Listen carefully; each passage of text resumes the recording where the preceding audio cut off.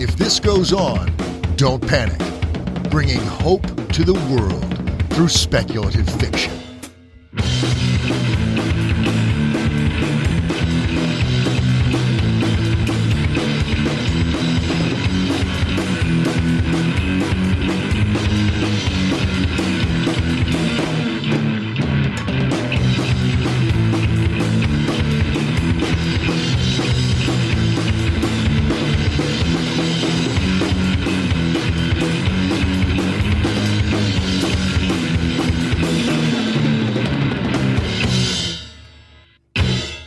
Okay, hello and welcome to the 7th episode of If This Goes On, Don't Panic Quarantine Club. Today we have an interview with Berit Ellingsen, author of the new novella, A Tale of Truths, published by Rosarium Publishing.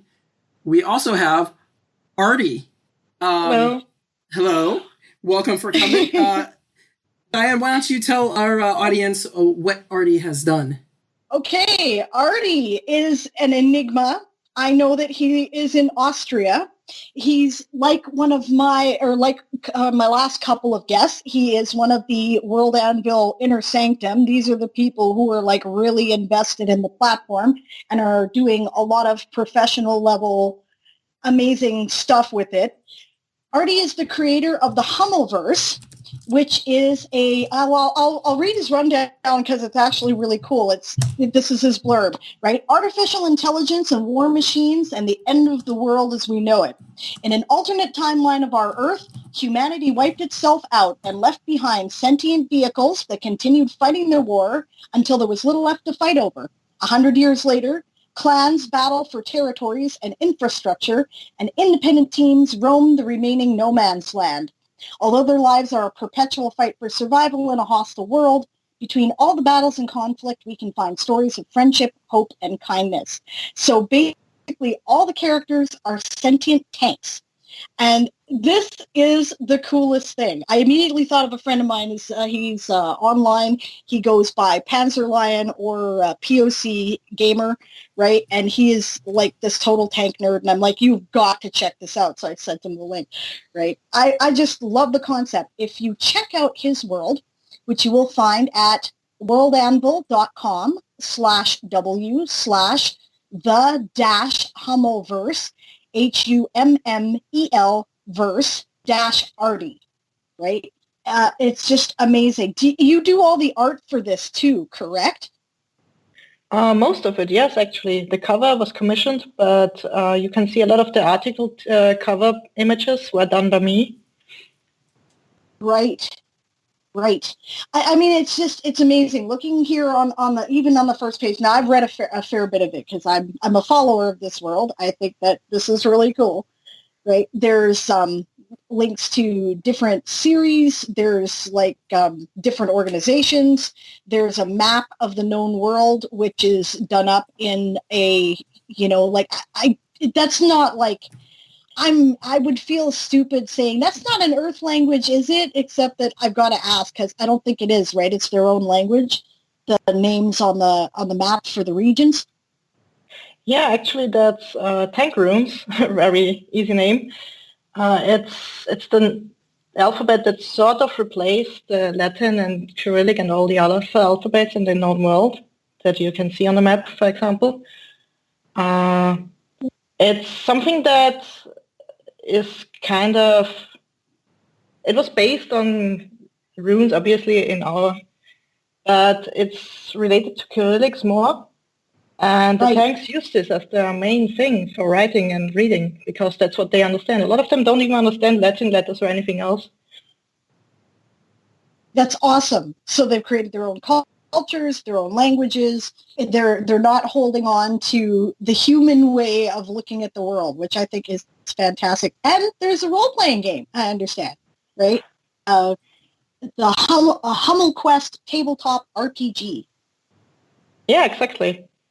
It's also on World Anvil, the whole rule book. But the internal version that we're testing is a more current version. I wanted to create a RPG game for this because I thought I thought it would be neat to have a way for players to explore the Hummleverse in a different way than just reading about it. Like, the main thing are the stories, but but an RPG, it's a more hands-on approach, I think, and it offers people a nice way to explore it on their own. I think that's fantastic. And that's one of the beautiful things that I like about the platform is that you can do all kinds of different things with it. Stories and just creating the universe for itself and role-playing games and different role-playing games all at the same time, if you like. I noticed you even got a section, just like your codex is stories, characters, teams, clans, and platoons, and trivia. So it's a thing, guys. You should check it out. It's really cool. What inspired you? What sparked this amazing concept?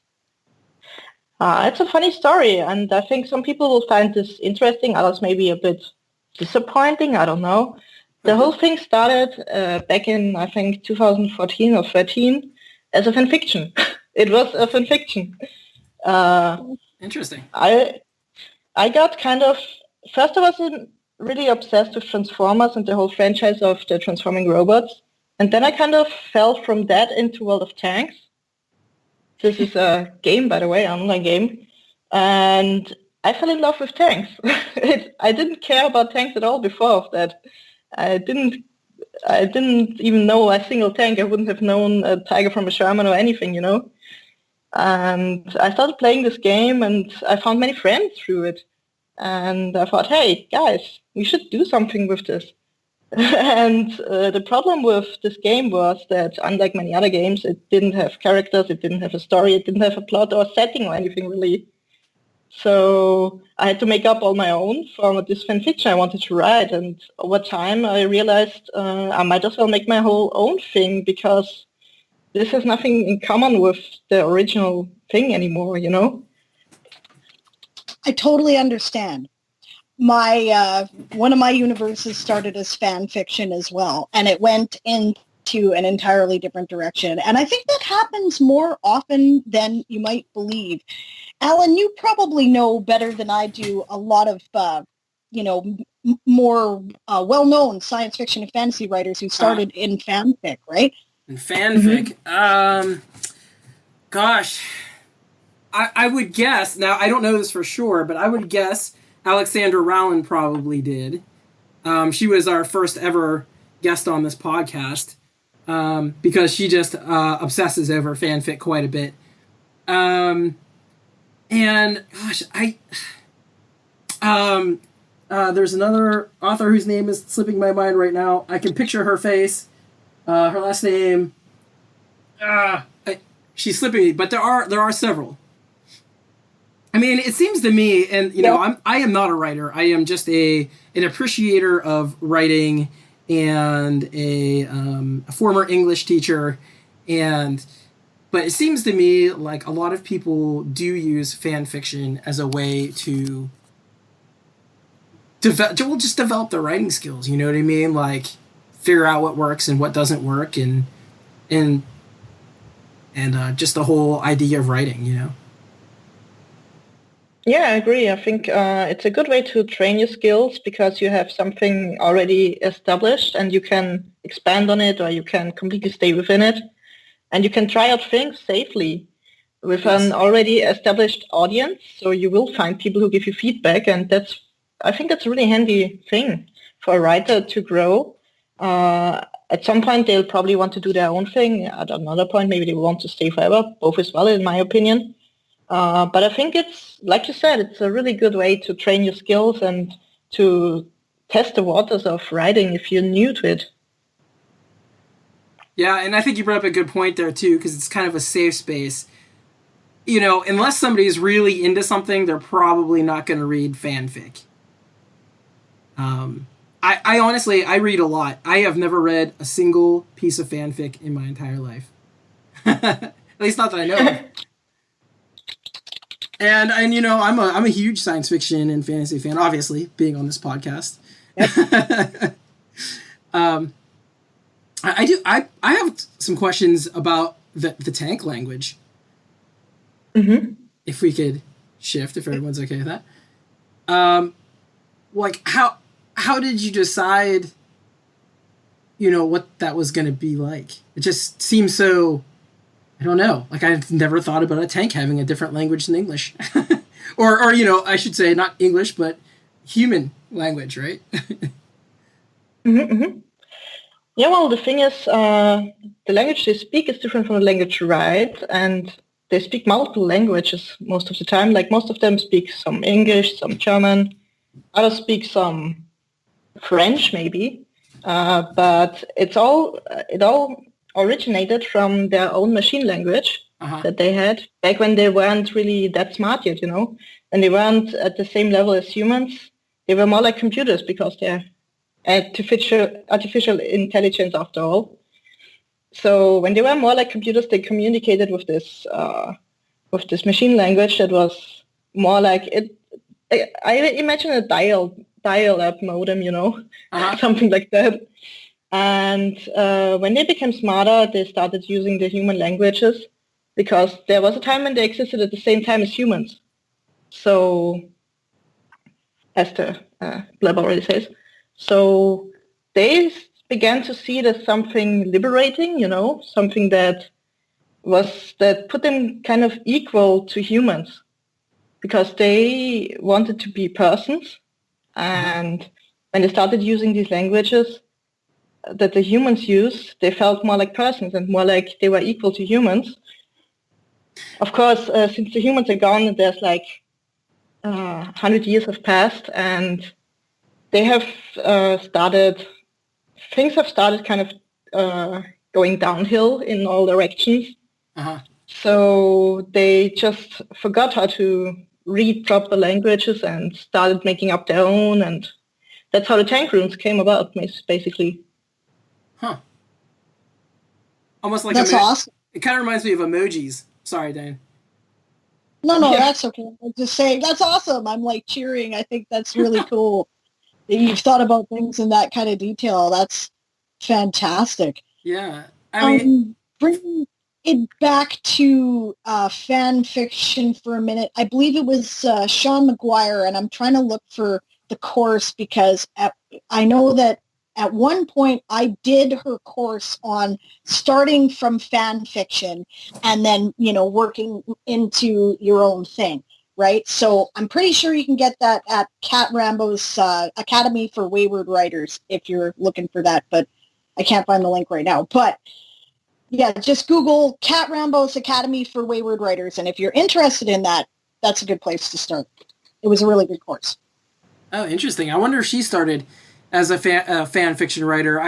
I saw her post something today about writing Babysitter Club's books, and I was like, oh my God, she must just write She did start as a fiction writer. She said as much actually in the class that I took, and a lot of people do. Yeah. And I mean, okay, the deed of Paxenarian, right, by Elizabeth Moon, one of my favorite high fantasy series. I know for a fact. Now, she didn't say it. I've never heard it anywhere, right? And but based on how the plot and the character progression worked, I'm 99% sure that it came from first edition Dungeons and Dragons Paladin character. Would we be willing to bet money on it? Right? That's funny. And but it's cool. That's the cool thing about role-playing games. I realize that there's a bit of a stigma in the publishing world about it, right? And it comes from the fact that often people write in a lit RPG style, and unless you're into RPG, that may not be your thing. But if you're taking the ideas that came from the role-playing game and then transferring the medium to the way a traditional story is created, then, I mean, it's a wonderful starting point for vast amounts of ideas. So, right, and anything's like that. So I'm putting in my push there for don't dismiss the fan fiction writers there. Anyway, I'm sorry, I'll get off my soapbox. No.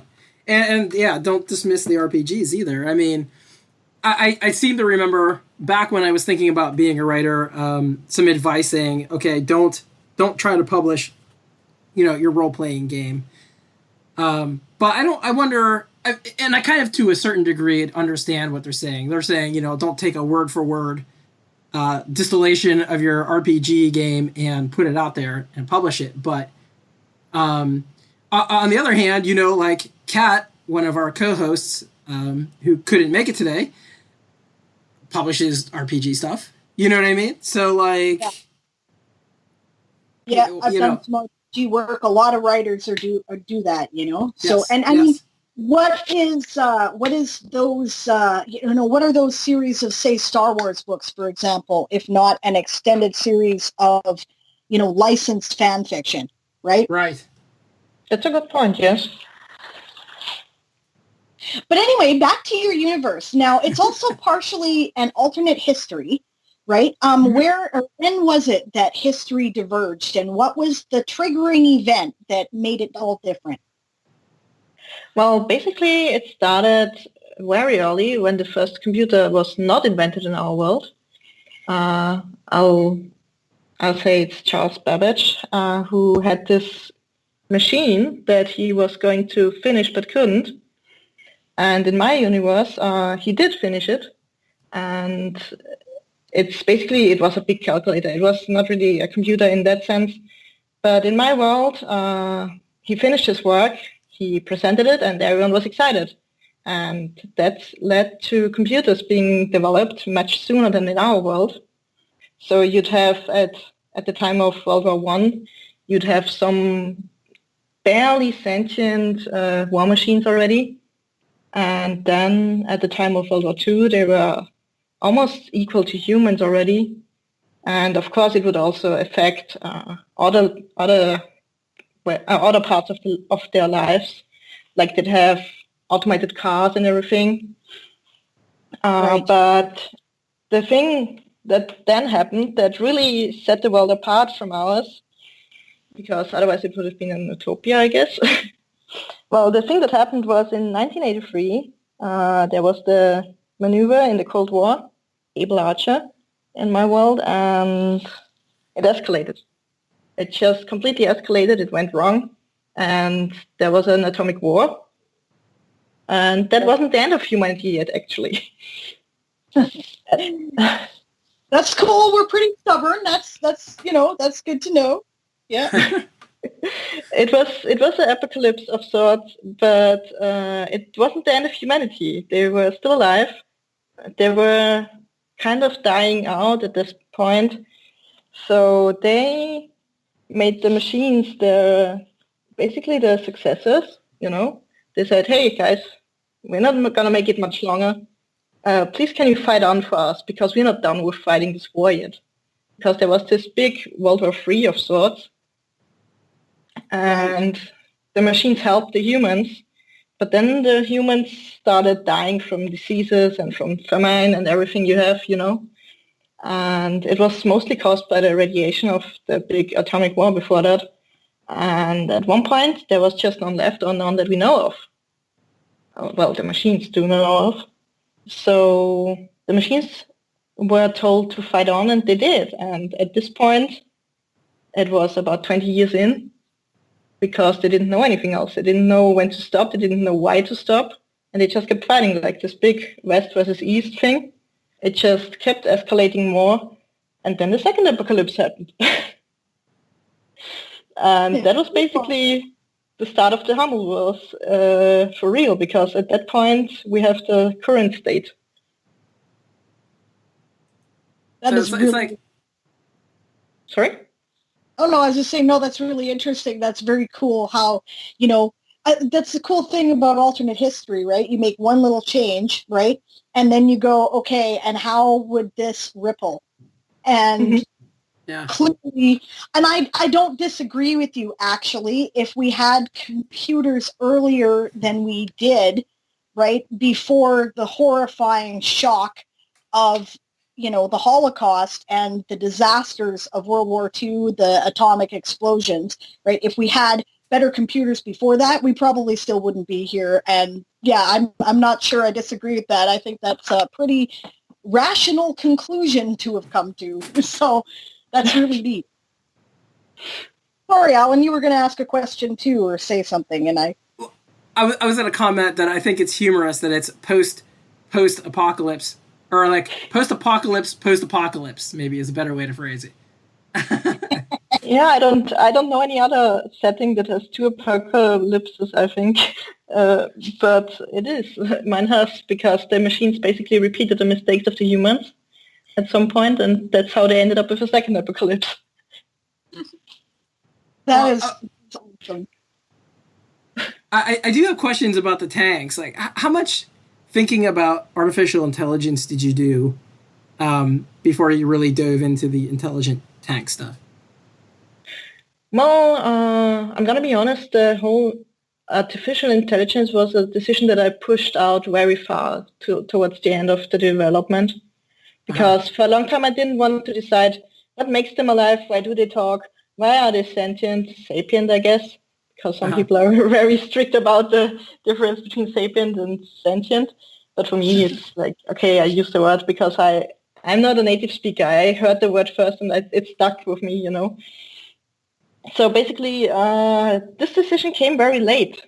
I think something into 2016 or something, when it already existed for like 2 years, and when the setting already existed for a long time. And I hadn't really started making up lots of backstory or how things made sense. Like in my world, the tanks and the other machines that are also sentient, sapient, whatever, they have some sort of robotic arms. And these arms, can you believe that they only existed from, I think, late 2018 on in our world, you know, in real world when I developed the Hummleverse.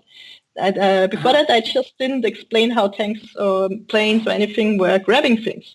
They were just refueling themselves, playing cards, doing everything, but no one explained how do they do this? How do they grab things? How do they interact with the environment? And I was like, I don't know. But then a friend actually helped me come up with an idea. Hey, why not give them arms? And I was like, yeah, that's fun. I will give them 4. And that's how they ended up with the robot arms, with the noodle arms that are quite popular about my verse, from what I gathered. But that's cool too, right? Like, obviously you started with the rule of cool, which I approve of 100%. I think you can always explain it later, right? And then you develop things from there. And yeah, if you're going to design your body, right, why would you stick with 2 arms? You could have more and you could do more things. That's excellent.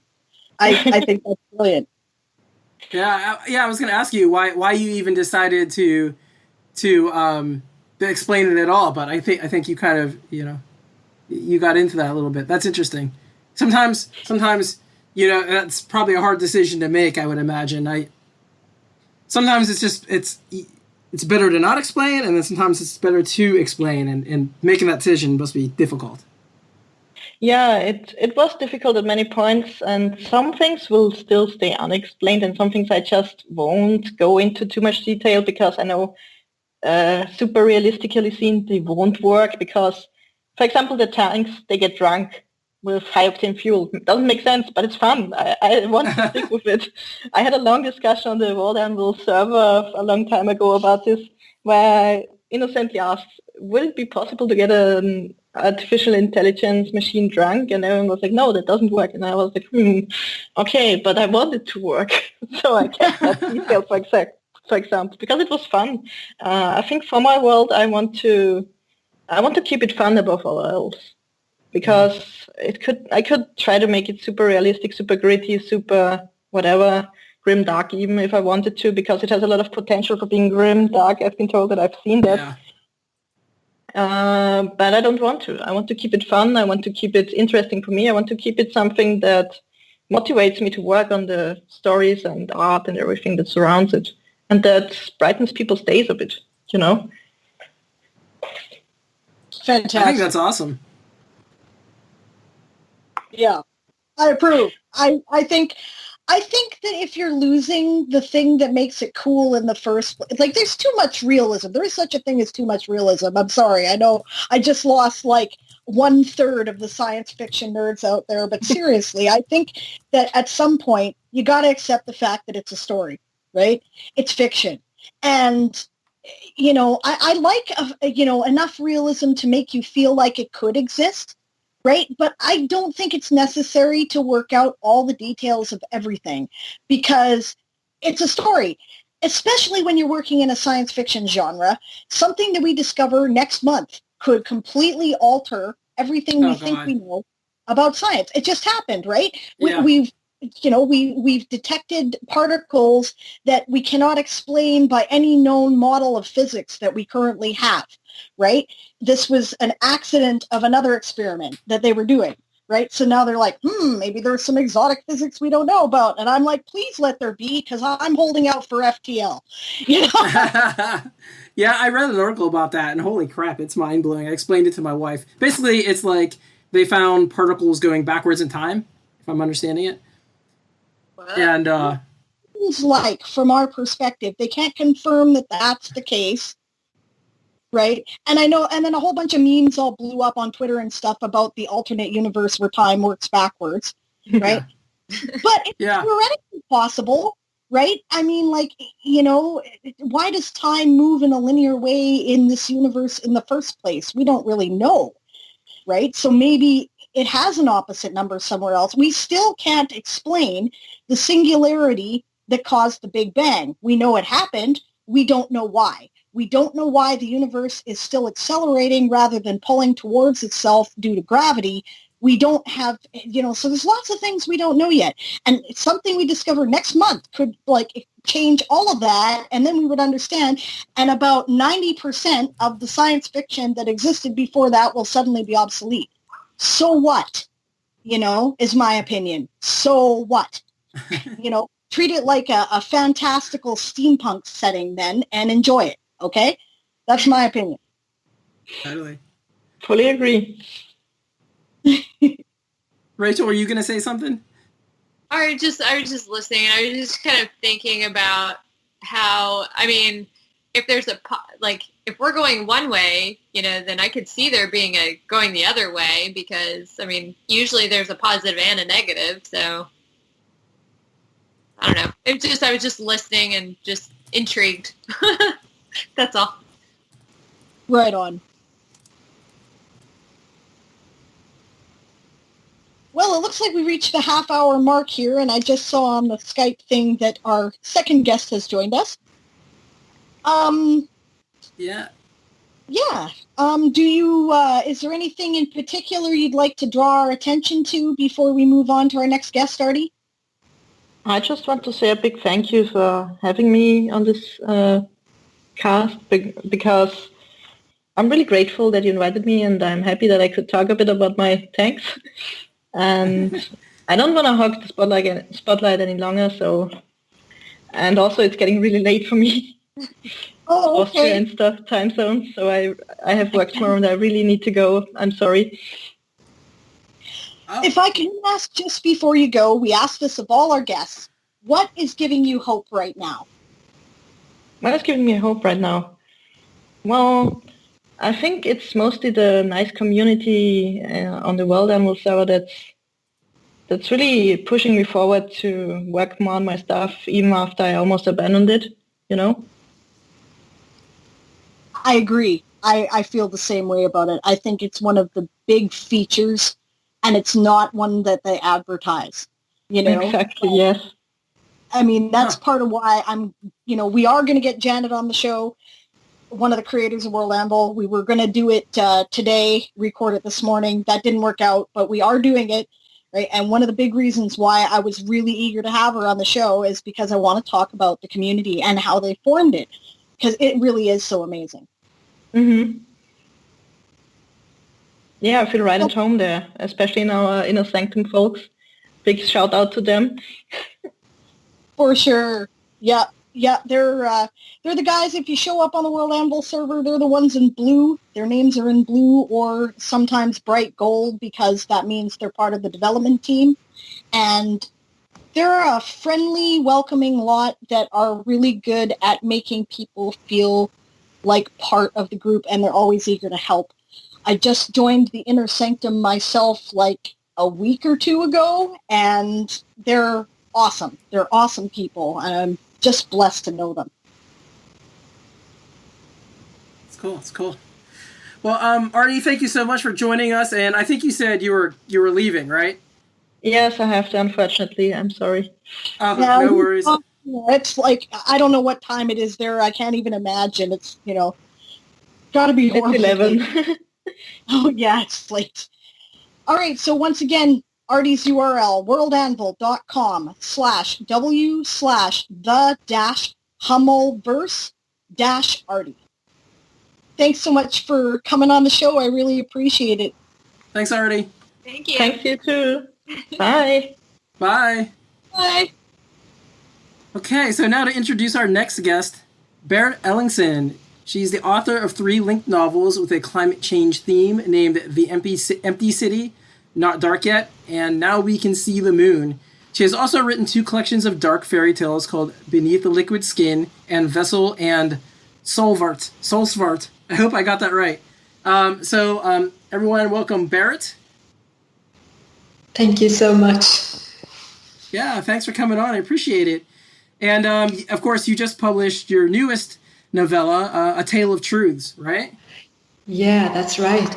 It's a little bit different from most of my other work in that it's a fantasy novella, and it's very inspired by European Baroque and Rococo stories.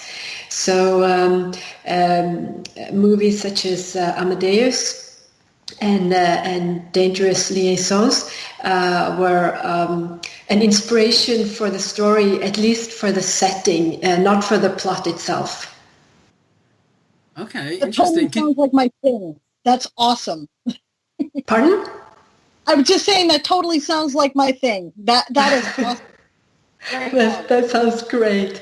Yeah, I realize it's a little bit of an unusual time period to have your inspirations from, but I've always liked it visually because it's so recognizable. And I mean also, of course, movies like Amadeus and Dangerous Liaisons have a very distinct visual style. They're big costume dramas, and you really get a sense of the world from the way people dress. And even if you don't see that many buildings in these movies, you really get a sense of the world itself. There was also very recently a game about a rat invasion, and that was set in France, and that was sort of in the same time period. If people want to check out that time period even more, and also, of course, a TV series called The Three Musketeers. Fantastic. Great, interesting. I could definitely see Three Musketeers in this story. Let me just give the audience a little background about what it's about. So basically, there was this elf and his friend, the cat, and they meet a scientist, and the elf decides he's going to help the scientist prove her scientific theory that the sun actually, the earth revolves around the sun, and the sun does not revolve around the earth. And it's a very whimsical. It's very fun, and I would also say there's some satire in there too. Yeah, there definitely is, and yeah, it's the background plot is with the question of whether the Earth revolves around the sun or vice versa, and that was a big question in Europe, but long before the Baroque and the Rococo period. It was several hundred years before. So that was, of course, the Italian guy named Galileo Galilei who sort of dared to look into this very important but rather forbidden question. And he got into a lot of trouble because he became convinced that the Earth revolved around the sun and not the other way around, because they thought that the whole solar system revolved around the Earth.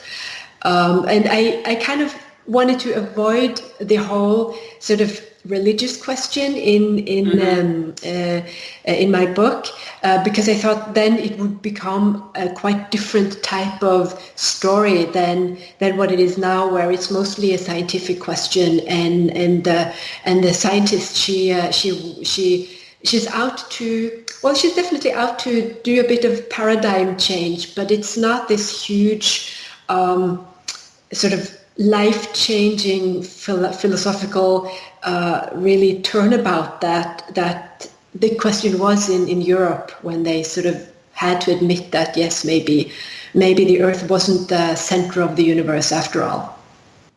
Yeah. You do a very good job of keeping the story very personal to the characters, and just keeping like a tight point of view on that little community that you create. Right. I love that. And you're right. You could have easily have gone to an epic scope with this, like what happened in real life, but you definitely, you kept it to that. And I really love that fact that you have that feeling of community there with those characters. And I like how that community is built throughout the story, and that everyone is just like so willing to be friendly to each other for the most part. You know what I mean? Right. And yeah, I guess. Right. Sorry. Go ahead. I was just going to say it was very refreshing. Go ahead. That's good. Yeah, I guess they. It's bit of a community by necessity. So they understand that they need to get along, even though they bicker occasionally. And I also guess that they are a little bit, they're too busy in general to really get into any huge conflicts about each other, and they have enough. They're busy enough with the conflicts that they have to handle with the rest of the world and with the community that they're already in. Yeah. No, I could totally see that. Something else I really want to bring up that I totally loved, and was your style of magic in here, right? And let me just describe it to the audience. It's these days it is common to have these very in-depth systems of magic. Think Brandon Sanderson, but right. You've kind of moved back to an older style of magic where it's like things kind of just happen, and it just brought so much whimsy to the story, along with just the elf in general. Is just an extremely whimsical character. Right. Yeah, I definitely think that, that's kind of the other side of the coin, right? If I had gone, you have one side, I could have made sort of a big epic about religion and faith and science and all of that, mm-hmm. Or the other side, I could have gone into a lot more magic and a magic system, which I understand that people enjoy making up and getting to work in a world of its own. Sure.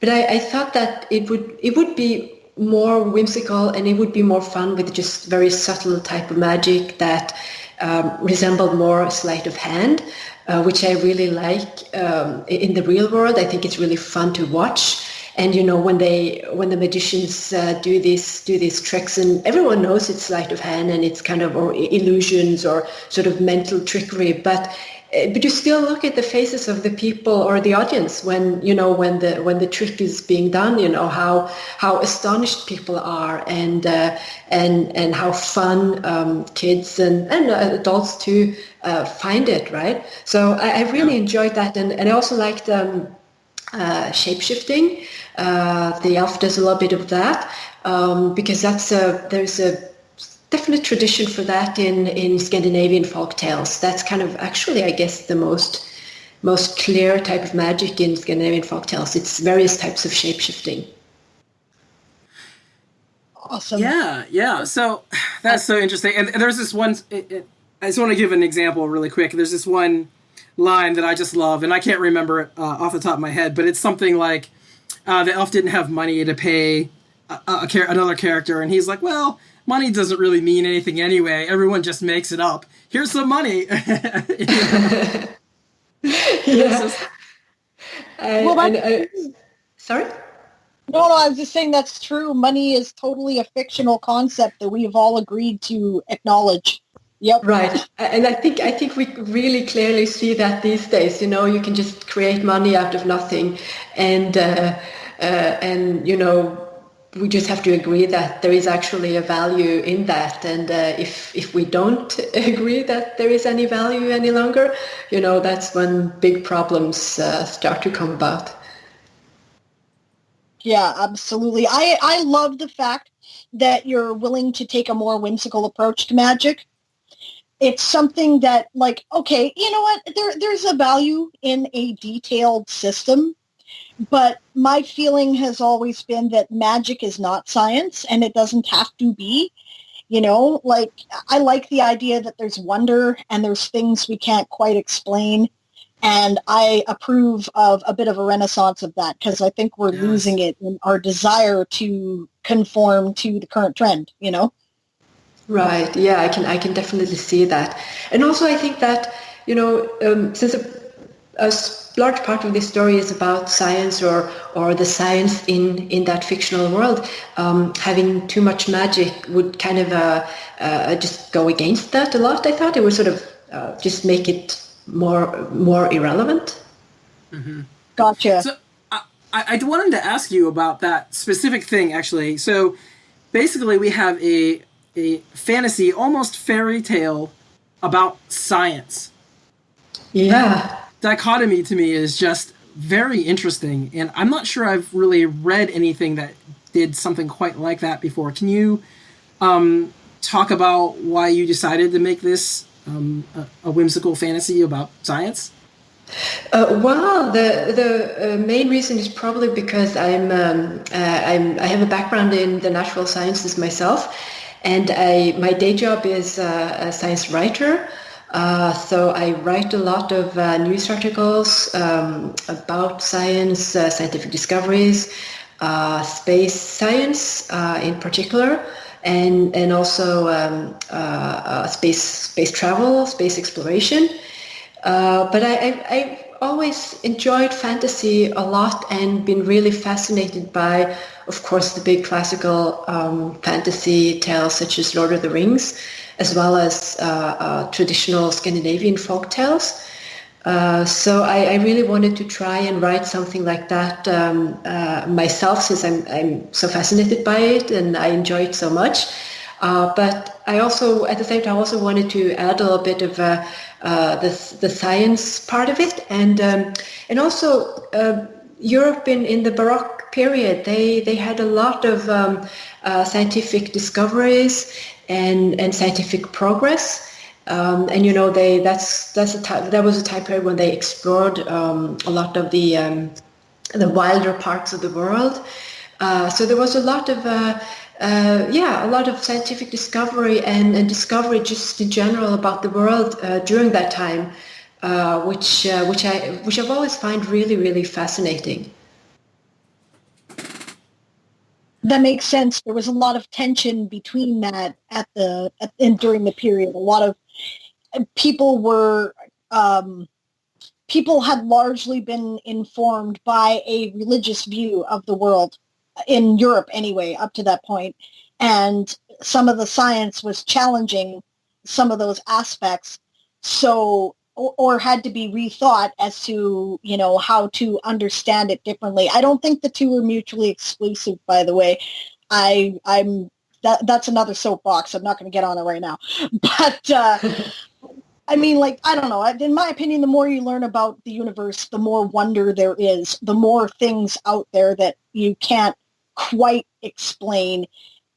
And so, yeah, I approve of that tension, I think, and you're right, that's the period where it was really intense, right? By the time we reached the, Georgians and the Victorians, we'd already gone in the scientific direction, but that was still up in the air very much during the Baroque period. So I think that's really cool.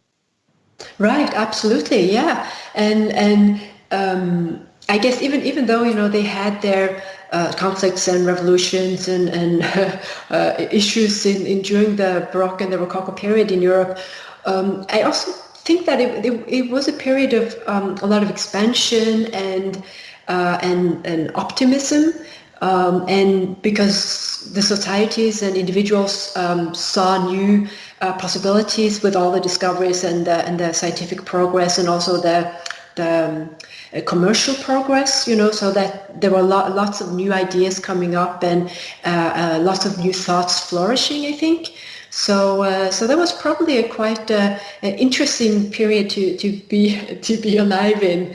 I guess for our time, maybe, well, at least right now, maybe more of a pessimism and sort of a feeling that exploration and wonder have sort of lost their luster a little bit, I guess, these days, unfortunately.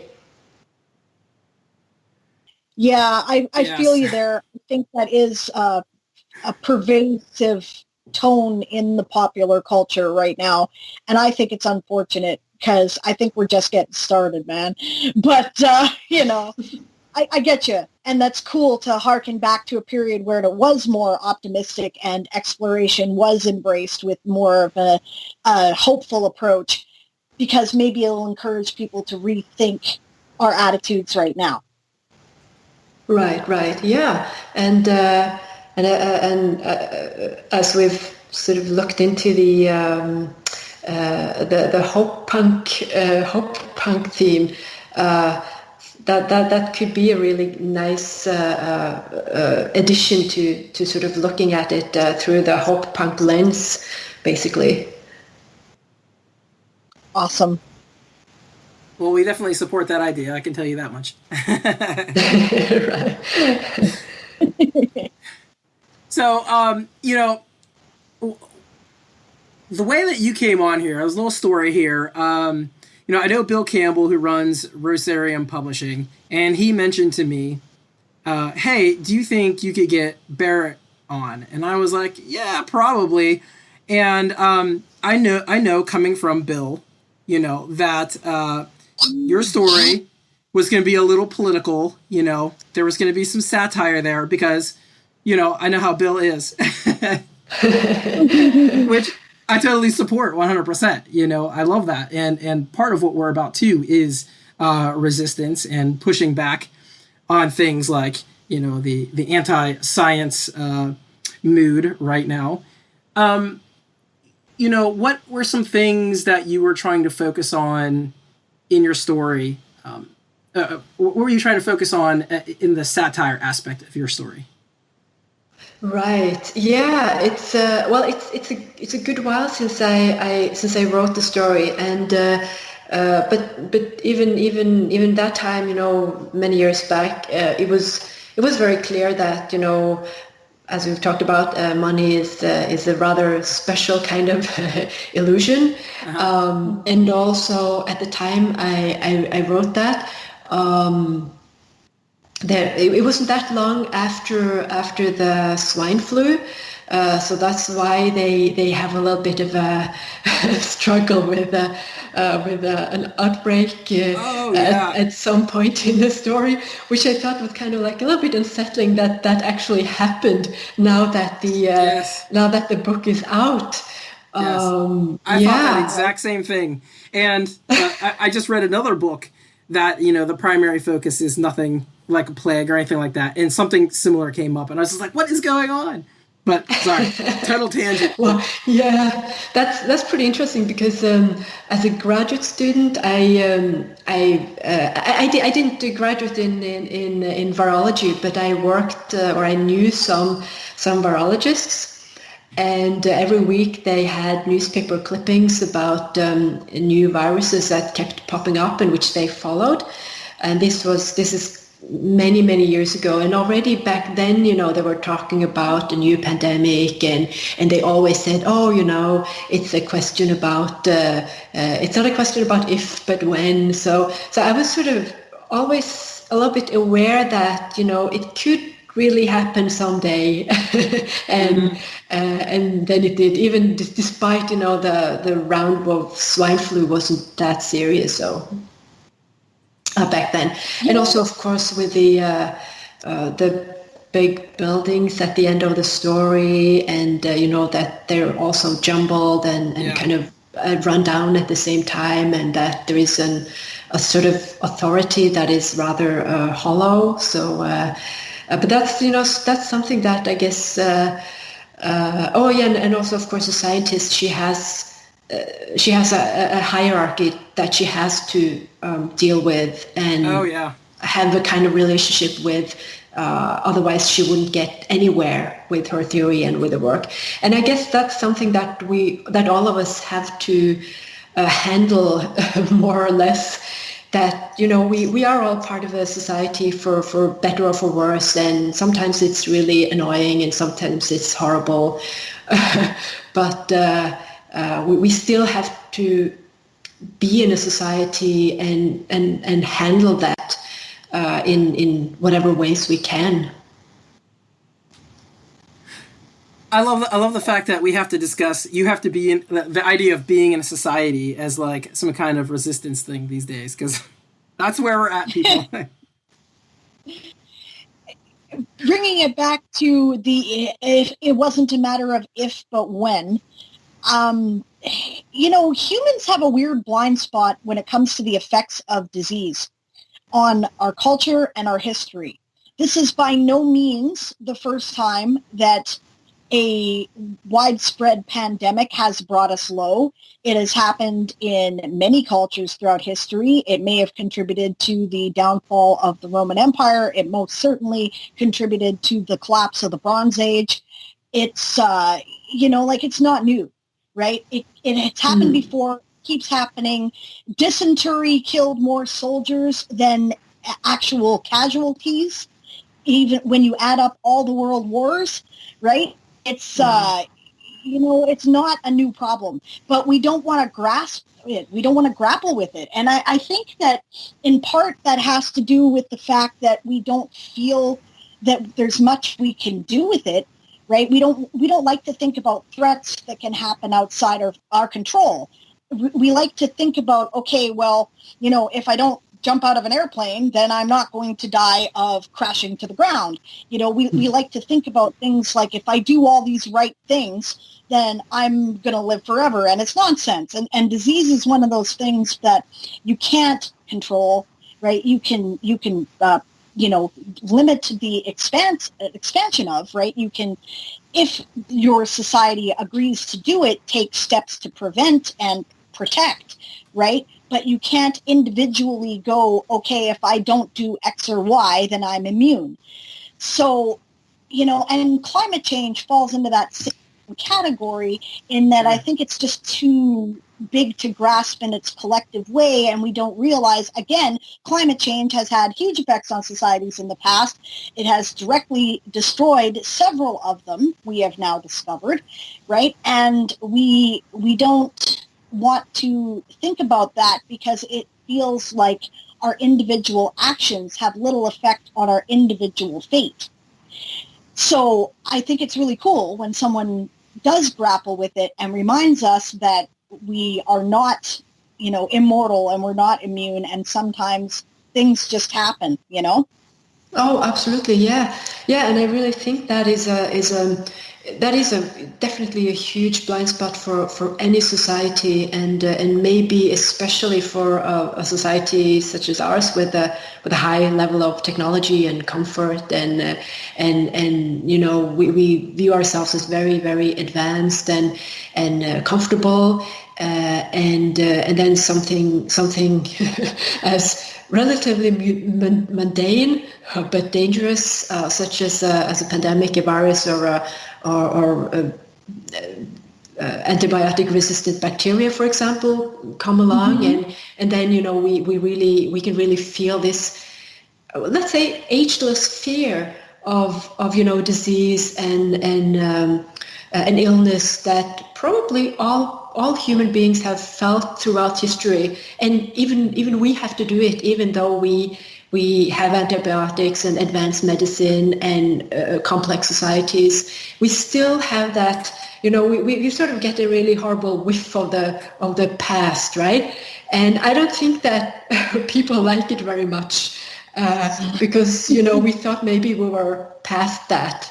And now it turns out that maybe we aren't. And maybe even worse, we're sort of stumbling in our own feet, trying to mitigate this illness and this spread. And, we're not doing things, or we're not making things any more easier for ourselves. And, that's probably a little bit annoying for a lot of people too.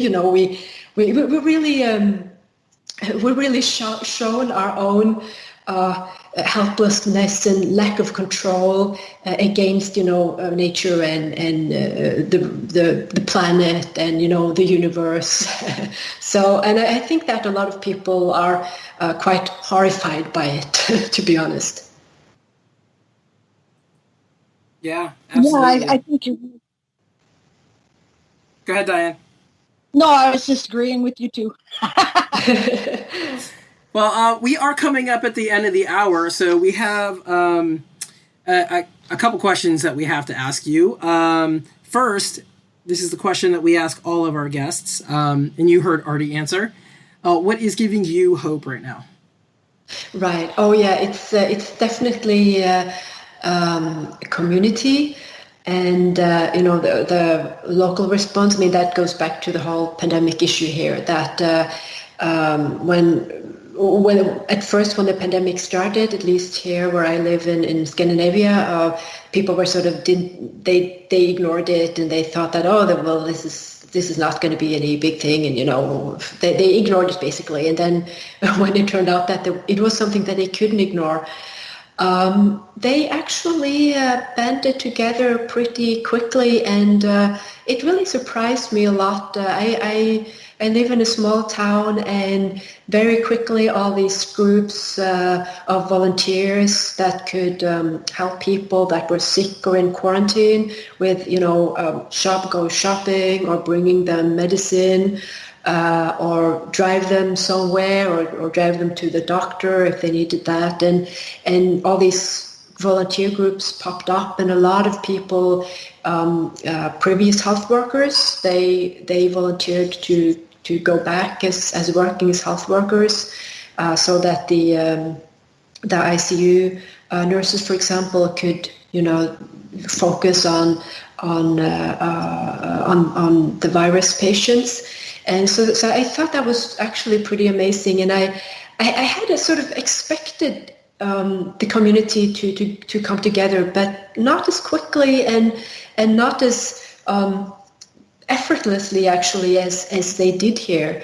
It was very reassuring to see that, and it's a very good feeling, even though authorities bungled things and there were some conflicts and lots of things went wrong and some things went right.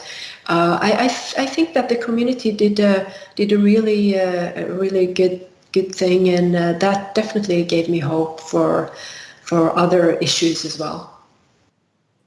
I found the same thing here in my province, BC, in Canada. And honestly, I've been thinking about this. We've never done this before, the world, I mean, right? We've never, ever in history before done anything quite like this. We came close in some places during the, the flu epidemic in the early 20th century, right? But here, we've never done anything on this scale. And then we keep focusing on the places where our response has broken down and where things are not going like we hoped they would. But truthfully, on a broad scale, we really deserve to give ourselves a pat on the back about this. We have, this response is almost universally global, right? Most people are listening to what the scientists have to say, right? Most people are reaching out and helping other people.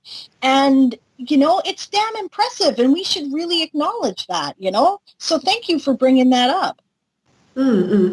Yeah, I really think so. And I guess Well, the last time was in 1918, 1919, and I guess that they did have a good community response back then too, because they had to, and they lived in more closely knit communities, and they didn't have the communication possibilities that we have today. So they probably had to, and so yeah, it's. But I also like to think that our response to this is probably as old as pandemics and humanity itself too. That in every pandemic, people, you of course you have these people who do the Edgar Allan Poe's Red Death scenario, right? That they sort of bar themselves in and go partying. But I would guess that most places you would have communities coming together because basically because they had to in every type of earlier pandemics as well. Fair enough. I do love that you brought up the Poe story, though. I have heard that brought up in one other place, but I think about that every time I see those pictures of those people on vacation. Well, I think Edgar Allan Poe really is one of my absolute favorite writers, along with Lovecraft, of course. Because I really do enjoy a bit of horror and Poe's stories. They're so powerful, and especially Mask of the Red Death, and also The Fall of the House of Usher. And I've written a few short stories that have been quite inspired by those stories. So yeah. And I mean, the Mask of the Red Death is that's kind of the other reaction to a pandemic or a widespread illness. I think you've got one reaction to that is to sort of band together and try and make the best out of it, and the other reaction is to try and isolate yourself completely. Well, I mean, I guess we've had to do both sort of in this pandemic, but barring yourself inside and partying, that's probably not a great idea. Right. Yeah, that's awesome. That's funny. Okay, so last thing, tell us about what you're working on that's new, and go ahead and throw in, something about your trilogy. Oh, right. Yeah. I guess my trilogy is quite different in tone.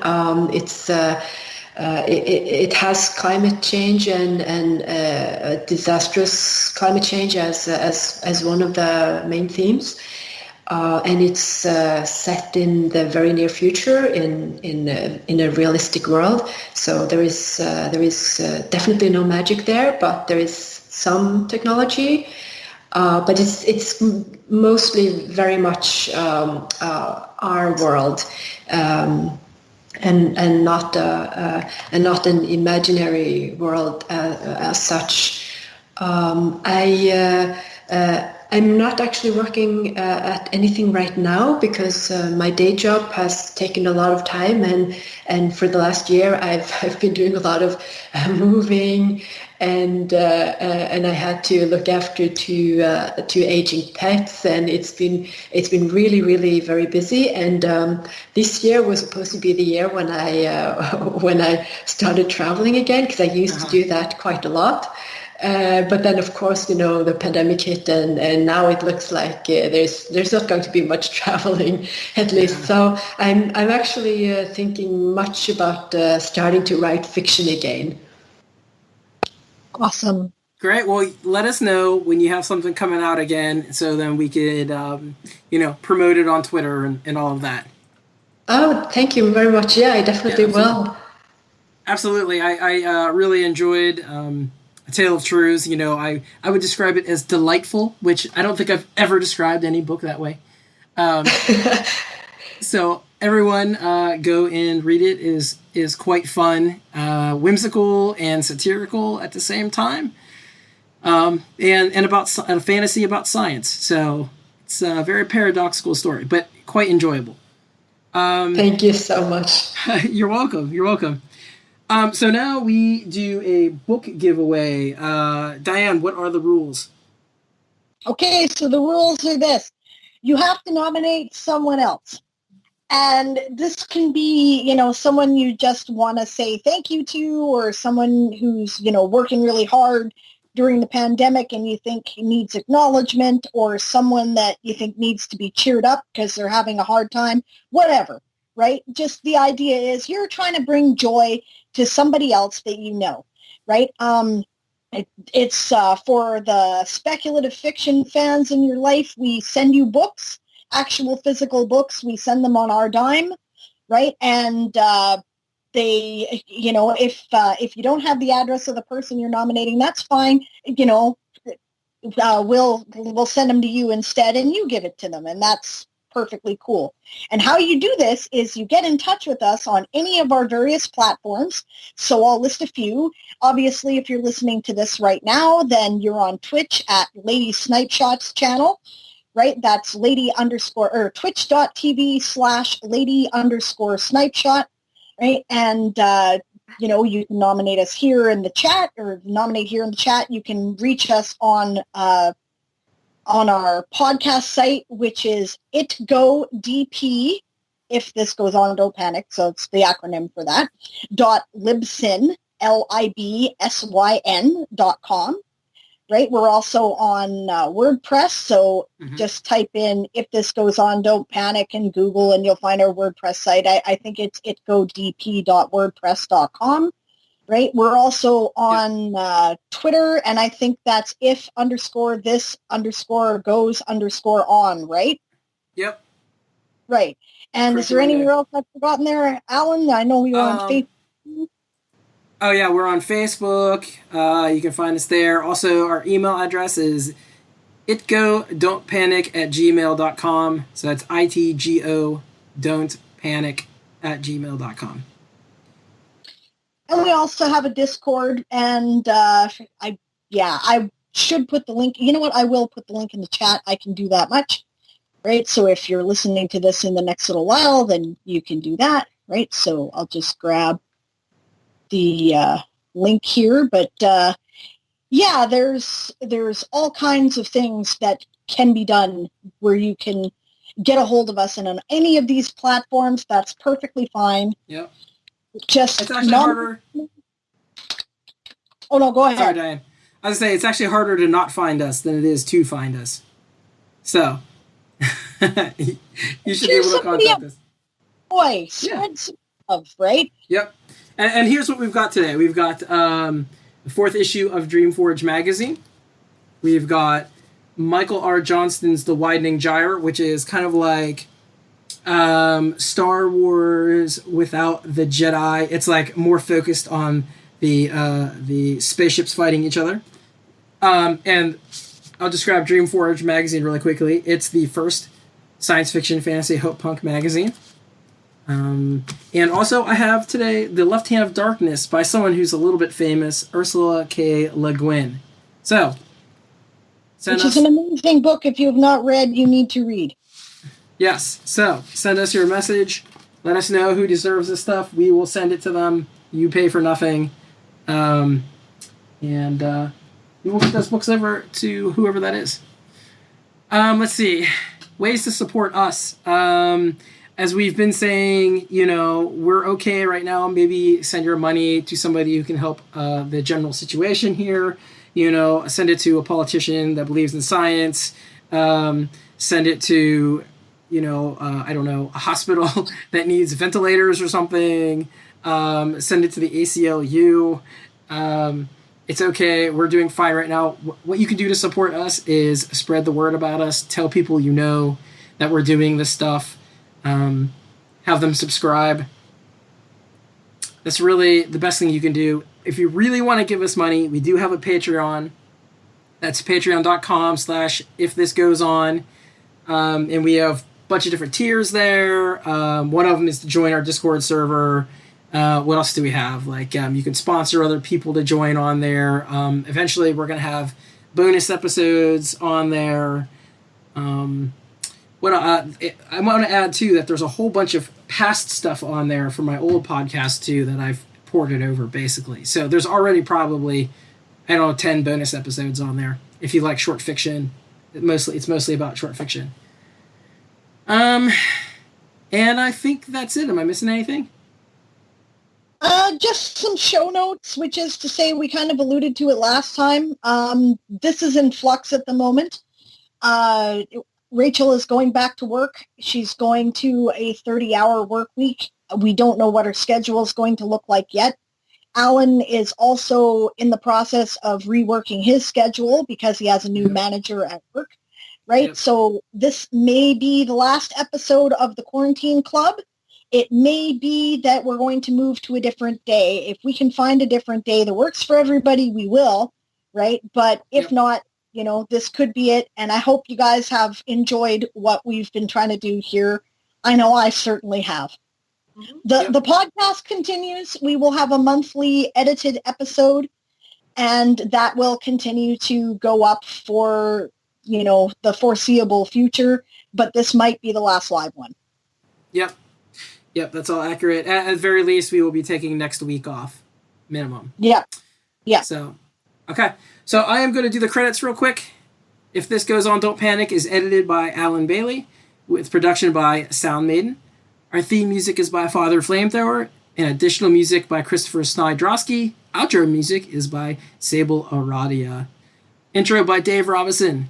A special thanks to our guests, Berit Ellingsen and Arty. Thanks for supporting us, and we'll see you again soon.